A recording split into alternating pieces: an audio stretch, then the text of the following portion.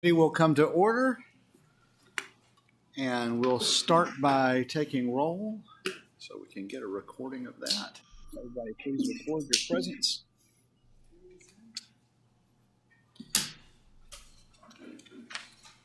All right. It looks like we've got everybody here. That's very, very good. So thanks very much for a timely start this morning, and we will begin with Delegate Spruill, Senate Bill 907.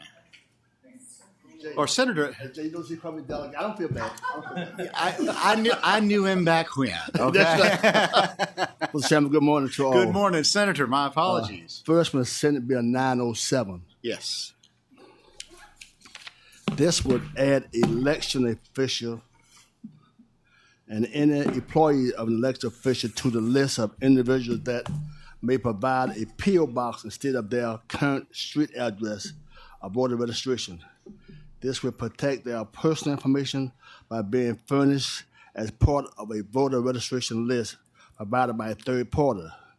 Virginia already provides this protection for certain individuals, including retired law enforcement officers, police protection, and others. Classified, this would protect them against bribe, intimidation, and threats and coercion from outside. Now, it's not like it used to be that sometimes people who are threatened outside from those who work in election officers. So what we're doing is adding the elected officials and those that works into the list of those that may use their P.O. box. All right.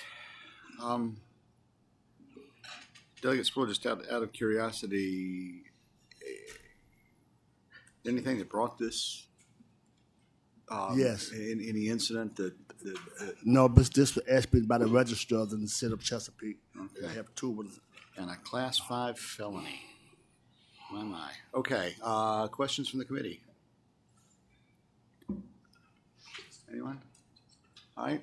We've got some folks online, and just to let everybody know, and I meant to say this before I picked up your bill, Senator Spruill, we are pressed for time, so we're going to try to limit everything to 2 minutes per side total as we're going through on this, just in the interest of trying to get everybody out of here on time. So, do you have anybody online to speak in favor of this legislation? Let's see. We've got. Looks like Ms. Robbins, are you with us? Yes, Mr. Chairman. We thank Senator Spruill for bringing this bill, and the Voter Registrars Association fully supports it. Thank you. Okay. Thank you very much. Ms. Mallory. Good morning, Mr. Chairman, and thank you. The Virginia NAACP supports the bill. Thank you. All right. Any other questions for the patron? All right. Senator Spruill, any last words on That's this it, one? Mr. Chairman. That's it. All right. Have a motion to report and a second. Substitute motion. Motion to lay on the table. Is there a second? Non-debatable motion. So everybody please vote.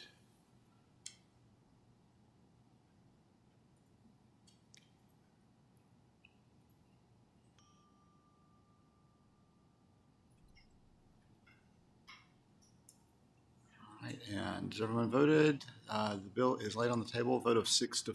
Mr. Chairman. So, all Mr. right, Chairman. Mr. Chairman. Senator Spruill. Am I allowed to ask a question? Have you another? Yes, sir. Am I allowed to ask a question? Yeah, absolutely. Yes, Okay. sir. Usually when you kill something, you give a reason why. Just don't do it I hope you don't do it because the party line. You have a reason. You should say something. Just don't stay lay on the paper. You should say something. Well, I'm satisfied, Mr. Chairman. once the motion has been made, you I'm can't, good. can't I'm say good. anything. I'm good. So, I'm good. So I appreciate that. But I think you have Senate Bill 1442. 1442. The standard period of time a locality has to forward its abstract of votes to the State Board of Election before law enforcement officers is sent to obtain the extraction. Right now, Mr. Chairman, they have 6 days. What they're complaining about is that during the 6 days in November, it's during the time of Veterans Day. So what they were saying, this is again by the state board, was saying from 6 days that give them time because of Veterans Day interfere with them. They need more time to get the stuff to the state. So they asked to change from 6 days to 10 days. That's it. Okay, so that's it. All right, questions from the patron? Anyone else? All right, anyone in the audience to speak in favor of the bill?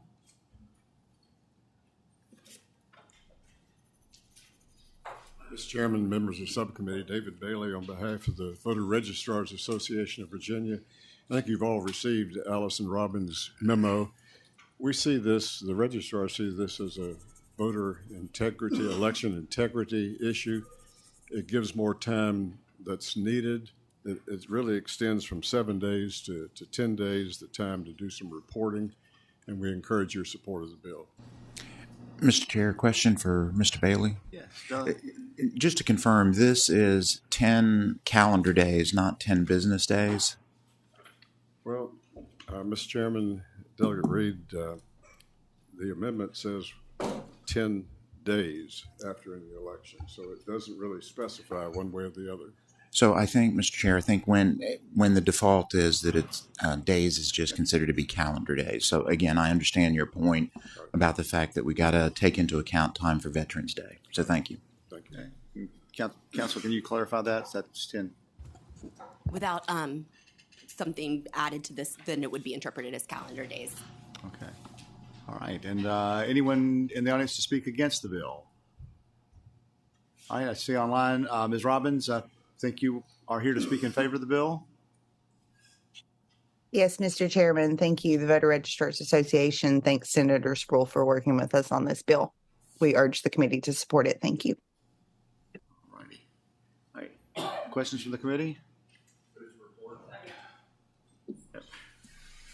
I have a motion to report Senate Bill 1442.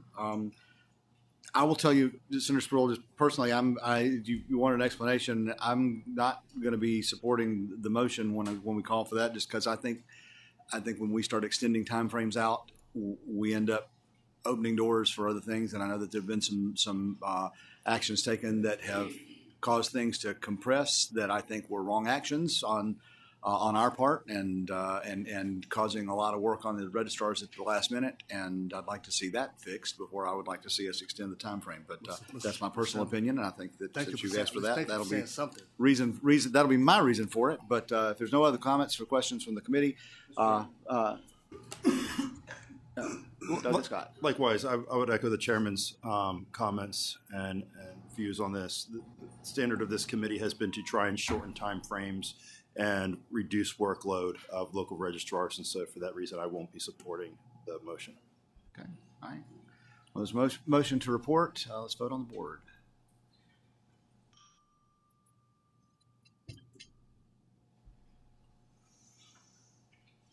And motion, has everyone voted? Motion to report fails on a vote of 4 to 6. Mr. Chairman, thank you so much. Good morning. Thank you, Doug Sproul. Senator Sproul, former delegate Sproul. Old habits do die hard with that. All right. Senator Suderline. If your House bill or Senate Bill 944. Thank you, Delegate, and thank you to the committee. Senate Bill 944, as you look at it, the meat of the bill is contained from lines 20 to 23 there. What it provides for is any time there's a vacancy in the General Assembly, so the Senate or the House, in between December 10th and March 1, or if the governor or President Pro Tem of the Senate or the Speaker of the House knows that there will be one between those days because someone's actually resigned or passed away. Prior to that, they know a vacancy will be occurring by December 10th. Then they have to issue the writ for the special election so that that special election will occur within 30 days of the vacancy. This is something that's very important to make sure that every district in Virginia has representation during the regular session of the General Assembly. When our friend Delegate Campbell passed away and his successor, Delegate Campbell, was elected, that all occurred within 30 days. When Delegate Carol Foy decided not to serve the second half of a term she was elected to. Her successor was elected within 30 days. So we routinely see that this can happen and does happen. Unfortunately, in the adjacent district to mine, just west of me, that goes from the New River all the way to the Kentucky line, when Senator Chapin passed away, there was not a timely effort. And so I had the very sad experience of hearing from his constituents for the duration of an entire session about how they didn't understand why they didn't have their own senator, why the election couldn't be held, and their Senate seat was not filled until after the Senate session had adjourned. And that ended up having a significant effect on both what came out of the Senate. It removed one of the most reliably Republican districts, but it also had, the Great Southwest. It's got basically two and a partial. I represent part of it, but they only had one and a partial rather than two and a partial, and that's especially significant when a region has less representation to not have that representation at all. And the people in the coal fields, we're not very excited to hear, well, there is a senator from Bristol and there's one from Roanoke that represents Wythe right now, and we're just sorry that you can't have it. So I brought this bill last year at the very beginning of the Youngkin administration to make it clear that it's not a partisan thing. I just think everyone should get representation. And last year, my friends in Senate Privileges and Elections wanted to wordsmith it for a year, which is why it's didn't arrive here for a year, but we were able to get it through unanimously this year. And I welcome any thoughts or comments you all have, but I hope we're able to forward this so that no matter who is calling a special election, the Speaker of the House, the Governor, or the President Pro Tem, no one can delay filling a seat. Thank you, Senator Silverline. Any questions from the committee? Anyone here in the audience to speak in favor of the bill? Oh, wait, I'm sorry, over here. I'm looking at the wrong screen. So, Delegate Adams. Thank you, Mr. Chair. I just want to clarify. I mean, I like this bill. I just want it doesn't really clarify procedurally in terms of you have to have a specific date in mind, but it's just that it's from the time that then it's 30 days that there has to be an election, but not necessarily specifying that that you have to put a date of the election in advance. I guess that's my question. So, council's here if you want their answer, but what the intent is if, say, someone gets elected to another office that's in the General Assembly and they say that they intend to resign January 2nd because then they're going to take the oath for that next office, or December 31st, it envisions that because there will be a vacancy known then, that they need to issue the writ at the beginning of that. So that way there could be a election like with Delegate Campbell or in the Carol Foy seat, those elections could be held in advance of the General Assembly. And the window, this was one of the things we got to spend a lot of time on, was from December 10th to March 1. So that way it also would hit reconvene. So if someone, for example, if my friend who's running for Congress in the district that we're in right now, if she's successful and she resigns then her Senate seat, the governor or the President Pro Tem, whoever has the authority at that given moment, would then have to call the election so that it occurred within 30 days, except for her state Senate seat. So this only applies to the General Assembly, but that way the people of Richmond and Charles City County and Henrico and the other jurisdictions she represents, they would all be ensured they have representation for reconvene under this bill. Delegate Scott. Thank you, Mr. Chair. Question for the patron. curious on how this would work with 45 days of early voting. There's been concerted efforts by this committee to reduce early voting, and I see 30 days, and I'm not opposed to that. And I'm just kind of curious to hear your thoughts on how that would work together. Sure, Mr. Chairman. So this would be a special election, so it's very different. I'm happy to defer to counsel who can give you the most precise answer. But as you might imagine, that's been a question I've received each time I presented the bill.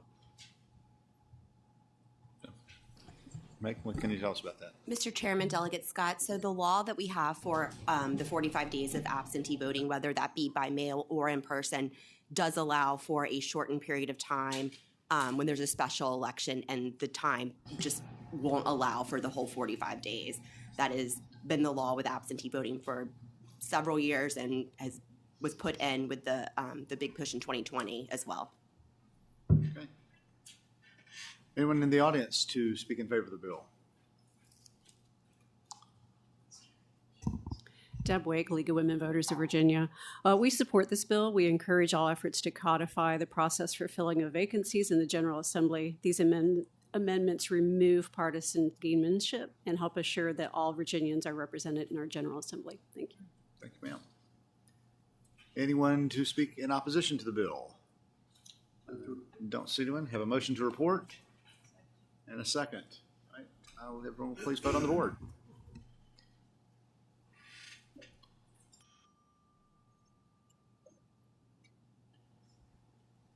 Has everyone voted that needs to vote? Looks like so. The bill reports on a vote of 9-0. Thank you, Senator. Mr. Chairman, I voted against it for right now. I just want to have a chance to look at this a little bit more thoroughly between now and when it comes to the House floor. Slid in there on me, so it is 9-1. So thank you for catching my ear. Thank you, Mr. Chairman, to the committee. So very good. All right. Thank you. Senator Edwards. Senate Bill 1150. Mr. Chairman, members of the committee, Senate Bill 1150 is a code commission bill. That's usually enough to let it go, vote for it. But let me explain it. It's a little more complicated this time. And I wish I could understand electronics better. But what this bill does is repeals the 2011 decennial redistricting for the obvious reason it's now obsolete. And it's been replaced by the Virginia Redistricting Commission designed for the districts, as you well know. But what it also does is it provides designated block equivalency files and resulting shape files that are the electronic versions of the districts established pursuant to the law that we passed.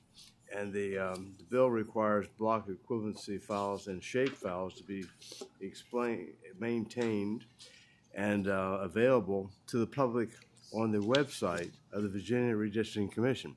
So if you want to know what your district looks like, go to the website of the Virginia Redistricting Commission rather than the Code of Virginia, which usually has, where the boundary lines are written out in English. This is done differently through electronic methods, and it's a better way to do it, I'm told. All right. Thanks, sir. Any questions from the committee? It is a code commission bill. Don't see anyone in the audience to speak in favor or in opposition. Nobody online. Committee operates by motion. Motion and second to report Senate Bill 1150. Everybody please vote on the board.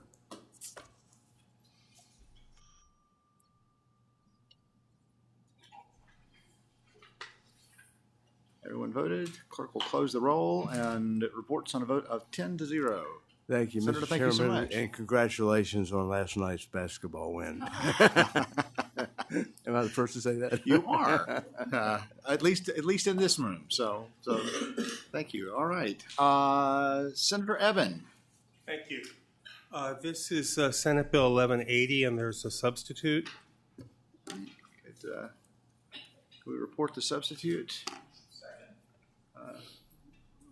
So without objection, the substitute will be before us. Okay. Right. In 2022, SB 80 passed the General Assembly in a bipartisan way. However, sometimes, when we pass well-intended legislation, we learn after implementation the language needs to be improved a bit, and this is one of those cases. I think the intent last year was for the electoral process not to receive outside funding. But then after the bill passed, they found out that there were some other things that couldn't be accepted, like technical assistance and minor things, even like donuts to poll workers, that sort of thing. I have some witnesses who can speak better to the complications from the League of Women Voters and otherwise, if that's okay with the committee. That will be fine. Why don't we go ahead and have folks to speak in favor of the bill? Anybody in the room? Deb Wake, League of Women Voters of Virginia. We support this bill. It keeps the language of the original bill, but does allow for flyers and technical information that helps both sides. It's not a partisan issue, and so for those reasons, we support this bill.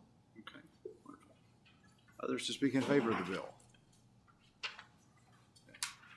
Good morning. Matt Benedetti representing United America Voters First Project, and we support the bill.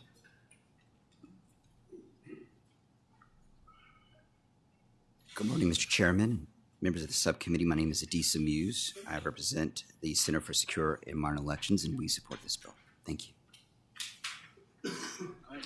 Anyone in the room speak in opposition to the bill?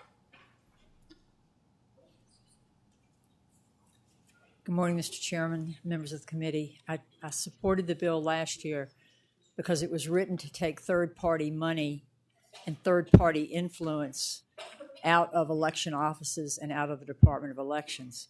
I still think that that's a good idea. Virginians should take care of their own and should not be influenced by third-party support. Our elections should be sponsored and run by our own election boards, our registrars, without undue influence. Thank you. Power is influence. Money is influence. Thank you. All right. Others to speak against the bill? Good morning. I do have a page of information. Is it all right if I distribute that? Is that okay to the members? Okay. Thank you. My name is Lindsay Zaya. I'm with the Virginia Institute for Public Policy, and we're in opposition to SB 1180. We concur with the madam that just spoke. And the will of the General Assembly last year was to prohibit services and products as well as funding. And we believe that it should still be the case, especially because taxpayers deserve to have their public dollars fund elections, and in any way that elections can be influenced from third parties, we just believe could really worry the public, and we want to make sure that elections can be trusted by everyone, every citizen, and for these reasons we oppose the bill. Thank you. All right, thank you. Others to speak in opposition? Hello, I'm Shelley Oberlander. I represent the Loudoun County Republican Election Integrity Committee, and I concur with the last two speakers. We do not want outside influence in any way on our elections. We would prefer that this be handled in-house, and we appreciate the law that was passed last year, and we'd like to not see that undone. Thank you. Thank you. I see online, Ms. Gregorian. Yes, hello, I'm Ann Gregorian. I speak for myself. I oppose SB 1180. I feel like it's an attempt to correct something that's not an error. Last session, SB 80 closed the front door on private organization involvement in our elections, and 1180 is an attempt to sneak it back in through the back door.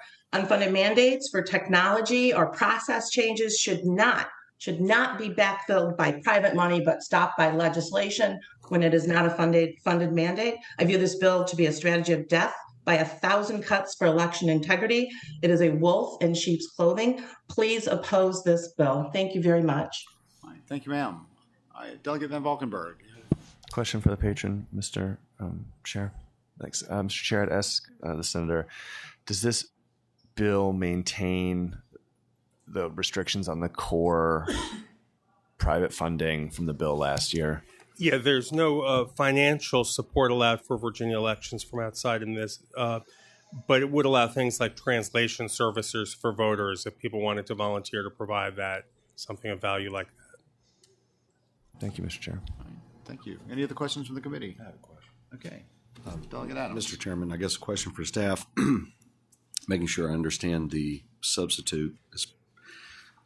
So the substitute seeks to amend the prohibition that was testified about by allowing, right now, the state board and the department, each electoral board, they may not solicit for outside expense of a third party to pay for outside expenses.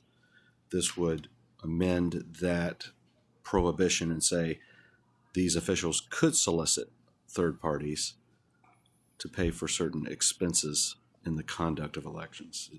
Am I stating that correctly?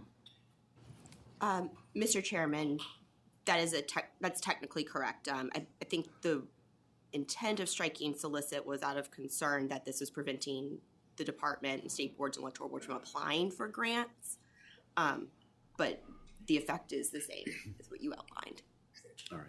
Mr. Chairman, if I could add, solicit also is regarding like technical advice, that they could not reach out to an outside group, and we didn't want to discourage that from getting technical election administration advice from national groups or others. All right. Yeah, Delegate Adams. Mr. Chairman, this would be a question for the patron then, if you could ask. Can you tell us, are there any known expenses that the state board has reported they're unable to cover as part of their budget, regular budgeting? I'm not familiar with all the detail of the state board's budget. This is more for local electoral boards getting in a situation where someone wants to donate donuts or translation services or technical assistance in reaching voters who might speak a different language or something. All right. Well, committee operates by motion. I have a motion to report. Substitute motion. Second. Motion and a second to table House Senate Bill 1180. Everyone please vote on the board.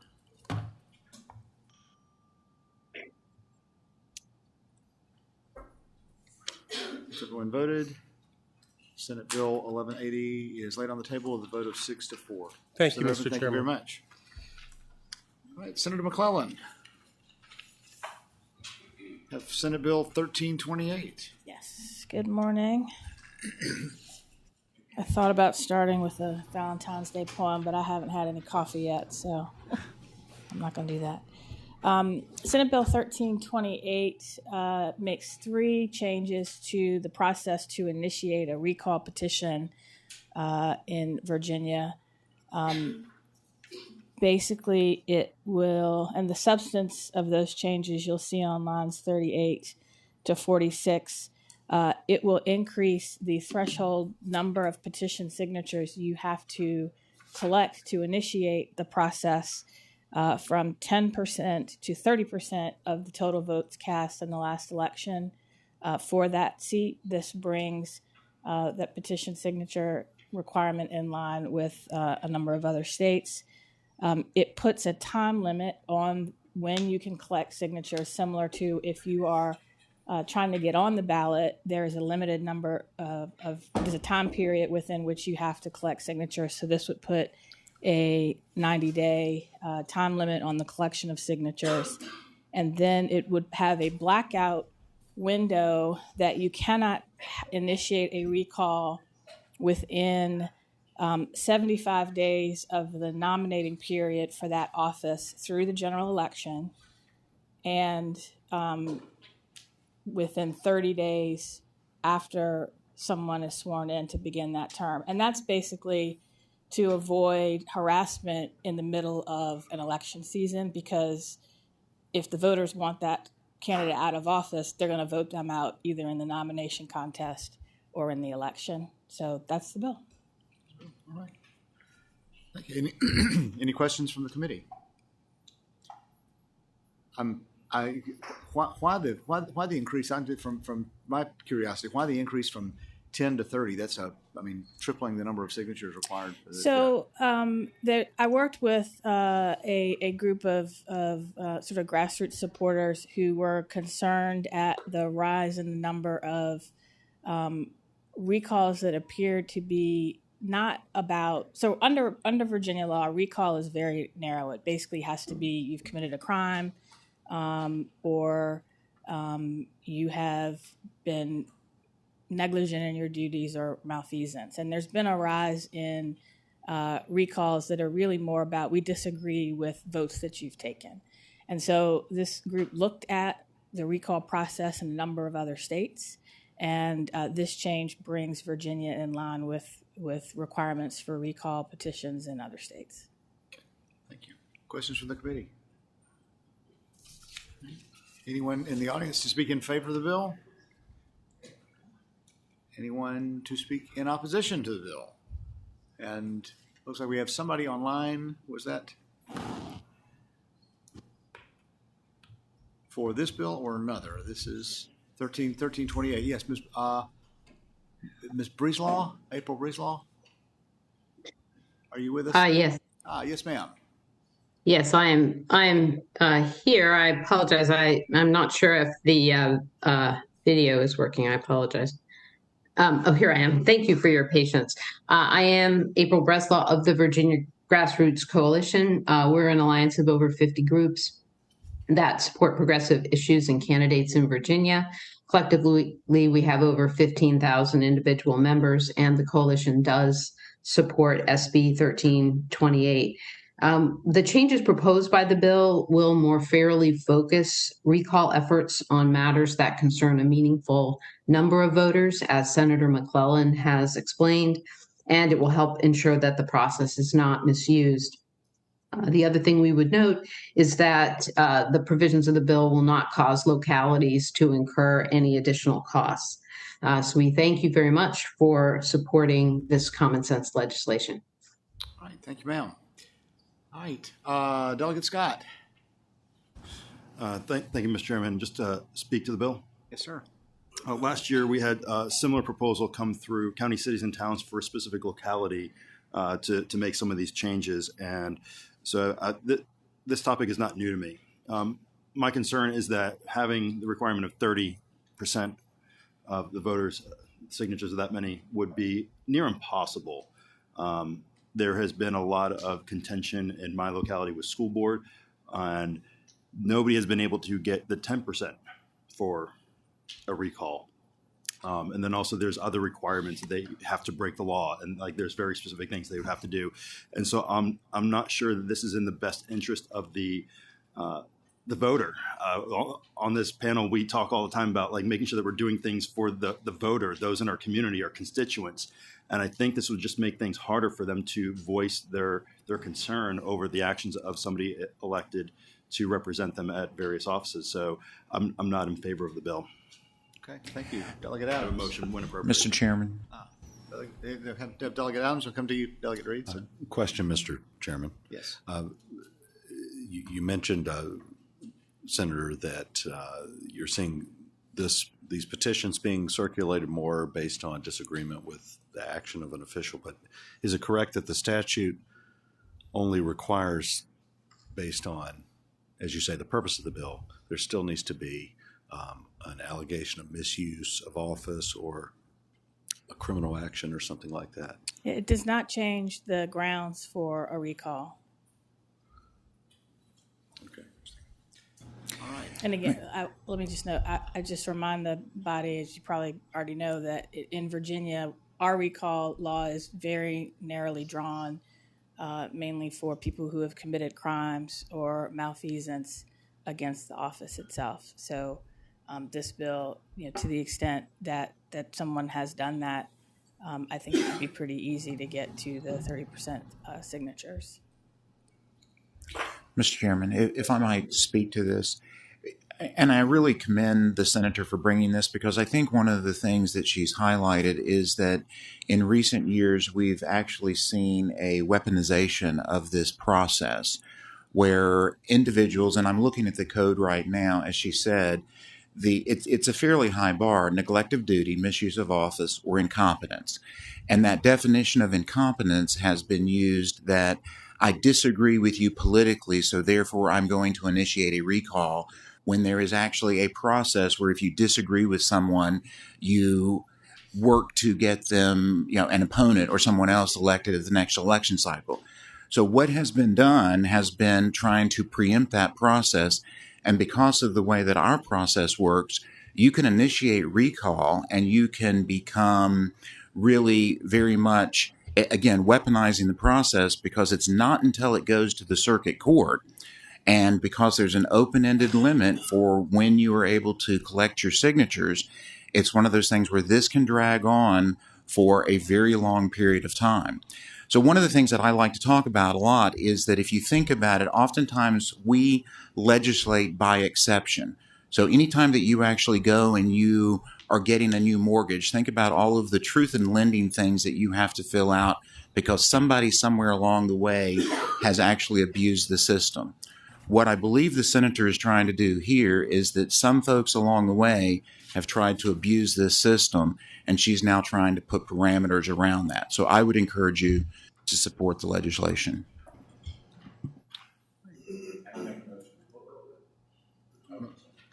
All right, so we have a motion to report. Second. There's a motion. Substitute motion. Is there a second? Second. All right, that's a non-debatable motion and superior, so we'll vote on the board.